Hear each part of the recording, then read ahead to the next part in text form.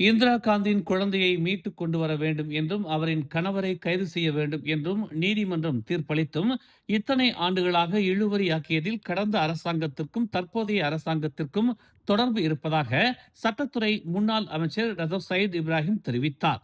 கடந்த 2009ஆம் ஆண்டு முதல் தாம் இந்த வழக்கை தீவிரமாக கவனித்து வருவதாகவும் இந்த வழக்கில் தாம் சொல்லும் கருத்துகள் நிதர்சனமானது என்றும் டாக்டர் சயீத் இப்ராஹிம் கூறினார். இந்த வழக்கை ஆரம்பத்தில் இருந்தே ஒரு குறிப்பிட்ட மதத்துடன் தொடர்பு படுத்தியே விசாரணைகளும் கருத்துகளும் வெளியிடப்பட்டது. உண்மையில் இது குடும்ப பிரச்சனை. கணவன் மனைவி பிரிந்ததால் குழந்தை யாருடன் இருக்க வேண்டும் என்பதை நீதிமன்றம் விரிவாக அலசி ஆராய்ந்து தீர்ப்பளித்துள்ளது. இதில் எந்த மதத்தினரும் ஆதரவாகவோ எதிர்ப்பாகவோ கருத்துக்களை பரப்ப வேண்டிய அவசியம் இல்லை என்று ரத்தோ ஜயித் இப்ராஹிம் தெரிவித்தார். குழந்தையின் நலன் முக்கியம், குழந்தையின் பாதுகாப்பு முக்கியம், அந்த குழந்தை தாயுடன் இருக்க வேண்டும் என்பது தீர்ப்பு. ஆனால் இதை மத பிரச்சனையாக மடைமாற்றுவது அரசியல் லாபத்திற்காக செய்யும் மிகவும் கீழ்த்தரமான அரசியல் என்று டத்தோ ஜயித் இப்ராஹிம் சாடினார். ஒரு தனிநபரை காவல்துறை 16 ஆண்டுகளாக தேடி வருகிறது என்பதை யாருமே நம்ப முடியாது. இது இவ்வளவு பெரிய பிரச்சனையாக உருவெடுக்கும் வரையில் அன்வார் என்ன செய்தார் என்பதுதான் கேள்வி. ஆட்சி அன்வாரிடம் இருக்கிறது.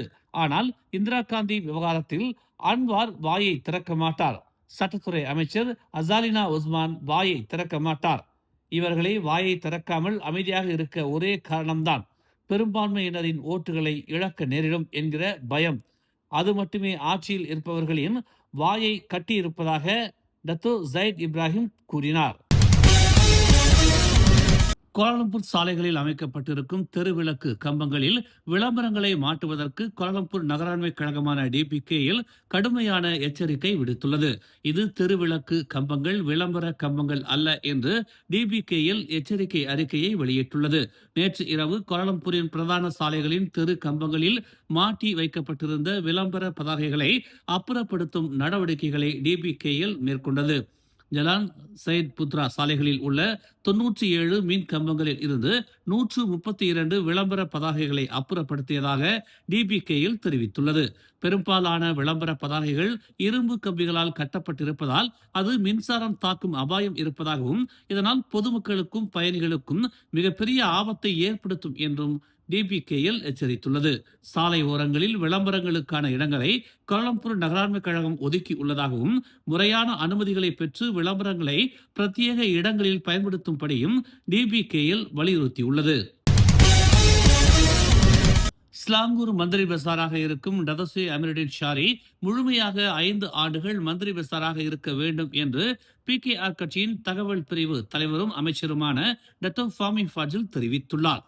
டதோஸ்ரீ அமீருddin ஷாரி அமைச்சராவதில் எந்த ஒரு சிக்கலும் இல்லை என்றாலும் தற்போது உயரிய பொறுப்பில் இருக்கும் டதோஸ்ரீ அமீருddin ஷாரி அவரின் 5 ஆண்டுகள் பதவியை முழுமையாக நிறைவு செய்த பின்னரே அமைச்சரவையில் இடம்பெறலாம் என்று ஃபாமி ஃபாஜில் கூறினார். ஸ்லாங்கூர் மந்திரி பசாராக டத்தோஸ்ரீ அமீருddin ஷாரி நியமிக்கப்பட்டிருப்பது PKR கட்சியின் முடிவு என்றும் அக்கட்சியின் முடிவை அதன் உறுப்பினர்கள் ஏற்பது நிறைவான அரசியல் கட்சிக்கான ஒரு வலுவான கட்டமைப்பை வழங்கும் என்றும் அவர் தெரிவித்தார்.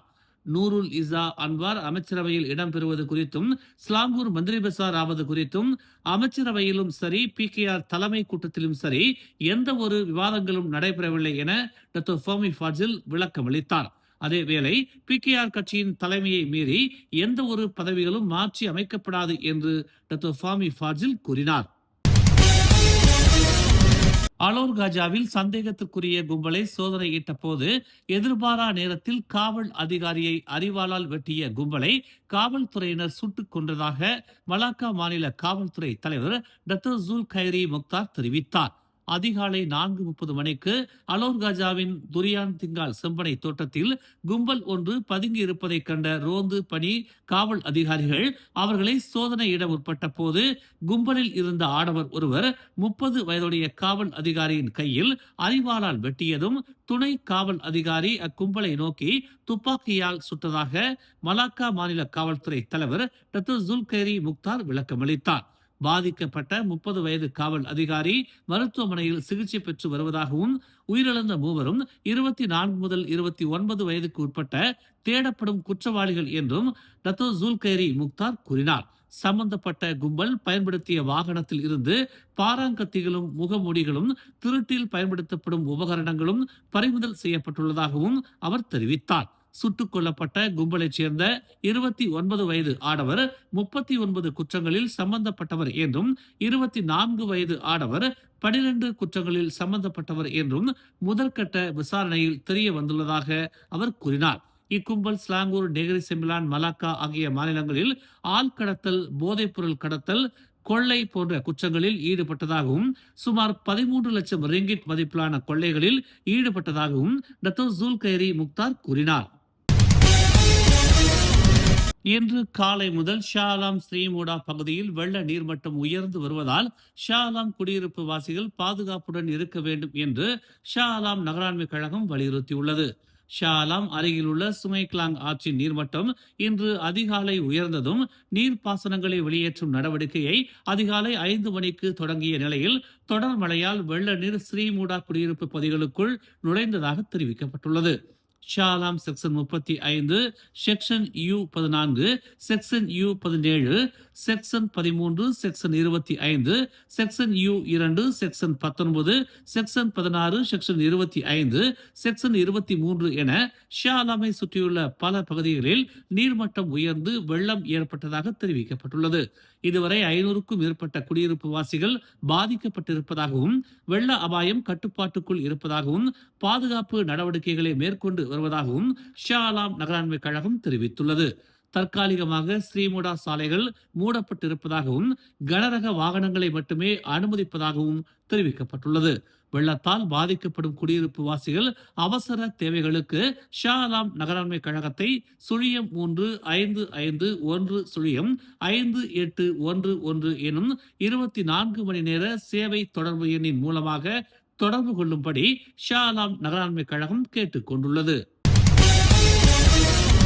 தோட்ட தொழிலில் ஈடுபட்டு வந்த 62 வெளிநாட்டினர் போலி ஆவணங்களை கொண்டிருந்த குற்றத்திற்காக கைது செய்யப்பட்டுள்ளனர்.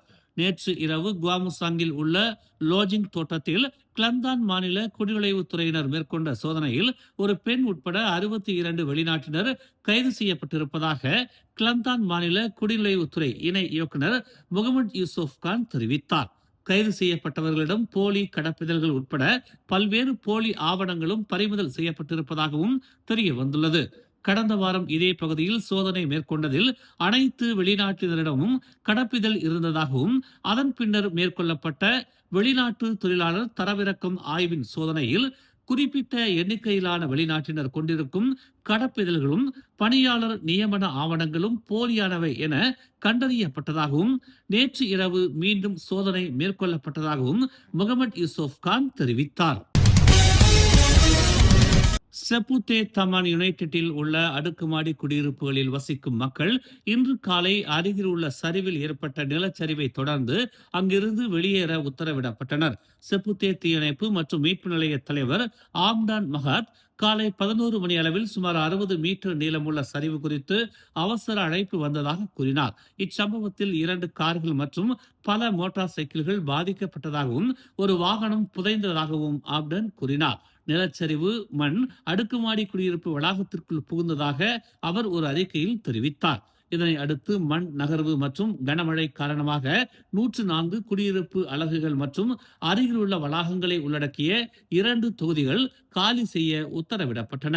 எந்த உயிரிழப்பும் ஏற்படவில்லை என்றும் தீயணைப்பு மற்றும் மீட்பு பணியாளர்கள் நிலைமையை கண்காணித்து வருவதாகவும் தெரிவிக்கப்பட்டுள்ளது. தேசிய முன்னாள் ஊஷு பயிற்சியாளர் ஒருவர் 4 வருடங்களுக்கு முன் ஒரு சிறுமியை பாலியல் துன்புறுத்தல் செய்ததாக கூறப்படும் 2 குற்றச்சாட்டுகள் தொடர்பாக இன்று அம்பாங் அமர்வு நீதிமன்றத்தில் ஆஜர்படுத்தப்பட்டார். குற்றச்சாட்டின்படி சியா கியான் கியோ எனும் 49 வயது பயிற்சியாளர் அந்த சிறுமியின் 14 வயது 7 மாதங்களும் பின்னர் 15 வயது 3 மாதங்களும் இருந்த சமயங்களில் 2021 மே 16ஆம் தேதி மாலை 5:30 மணிக்கும் 2022 மார்ச் மாதத்திலும் பத்து கேவ்ஸ் பகுதியில் உள்ள ஒரு ஊஷு பயிற்சி மையத்தில் உடல் பூர்வ பாலியல் துன்புறுத்தலை மேற்கொண்டதாக கூறப்படுகிறது. இந்த குற்றச்சாட்டுகள் 2017ஆம் ஆண்டு குழந்தைகள் பாலியல் குற்றங்கள் சட்டம் பிரிவு 14A மற்றும் அதனுடன் இணைந்த பிரிவு 16 ஒன்றின் கீழ் பதிவு செய்யப்பட்டுள்ளன. இந்நிலையில் குற்றவாளியை பிரதிநிதித்திருக்கும் வழக்கறிஞர் சிவானந்தன் ராகவா தனது கட்சிக்காரர் உயர் ரத்த அழுத்தம் மற்றும் கொலஸ்ட்ரால் சிகிச்சை தேவைப்படும் தனது நோய்வாய்ப்பட்ட தாயாரை ஆதரிக்க வேண்டி இருப்பதால் 2 குற்றச்சாட்டுகளுக்கும் 15,000 ரிங்கிட் ஜாமீன் கோரி விண்ணப்பித்தார்.